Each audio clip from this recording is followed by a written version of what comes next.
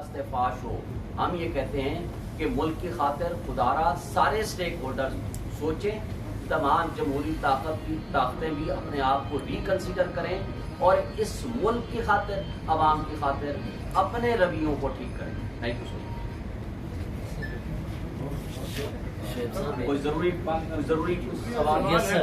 کافی یہ election commission کی جانب سے جو صدر مملکت کو لکھا گیا ہے کہ وہ آئینی ترمیم کے بعد تو آپ کا اختیار نہیں رہا ہے, کچھ پہلو نہیں, تو اس تناظر میں جب صدر پاکستان کا عہدہ بھی اہم نہیں ان کے لیے, تو کیسے وہ الیکشن کروائیں گے یا آگے بات مانیں گے؟ ہم تو پہلے دن سے چیخ رہے ہیں کہ الیکشن کمیشن آف پاکستان غیر جانبدار نہیں ہے, وہ ان پی ڈی ایم کی جماعتوں کے ساتھ ملا ہوا ہے.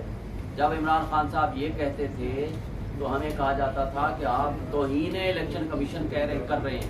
تو بھائی آج جب آئین بالا تر ہے, سپریم کورٹ یہ اپنے فیصلے میں لکھ کے دے چکی ہے کہ الیکشن کمیشن نے جمہوریت کو ڈیریل کیا جو ود ان 90 days الیکشن نہیں کرائے پنجاب اور کے پی کے, اور ساتھ آئین کی خلاف ورزی کی ہے. لیکن اس سب کچھ کے باوجود آپ کے سامنے جو خط لکھا ہے یہ غیر آئینی بھی ہے, غیر قانونی بھی ہے اور توہین عدالت بھی ہے, سپریم کورٹ کی ججمنٹ کے بھی خلاف ہے. میں صرف ایک پوائنٹ اس پہ ایڈ کرتا ہوں جو آپ کا کوشچن ہے.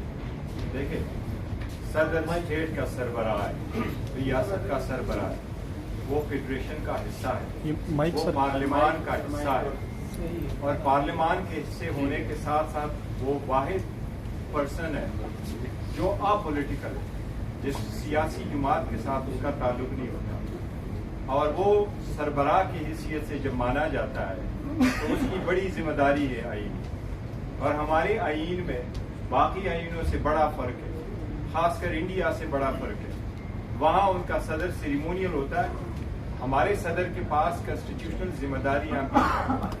ایک الیکشن کمشنر کا اپنے صدر مملکت کو یہ خط لکھنا کہ آپ کے پاس اختیار نہیں ہے, میں آپ کے ساتھ ملاقات کے لیے نہیں آ رہا, میں سمجھتا ہوں سیاست کو ایک سائڈ پہ رکھ لیں, یہ ایوان کی توہین ہے.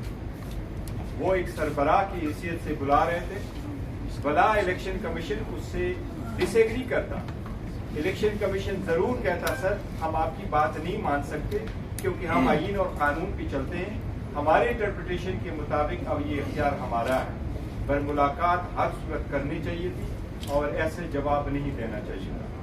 جہاں تک اس بات کا تعلق ہے کہ اس میں امینڈمنٹ ہوئی ہے, وہ سپریم کورٹ اپنی پہلی کنسٹیٹیوشن پٹیشن نمبر 1 میں ہولڈ کر چکی ہے کہ اسمبلی 3 صورتوں میں ڈیزالو ہوتی ہے.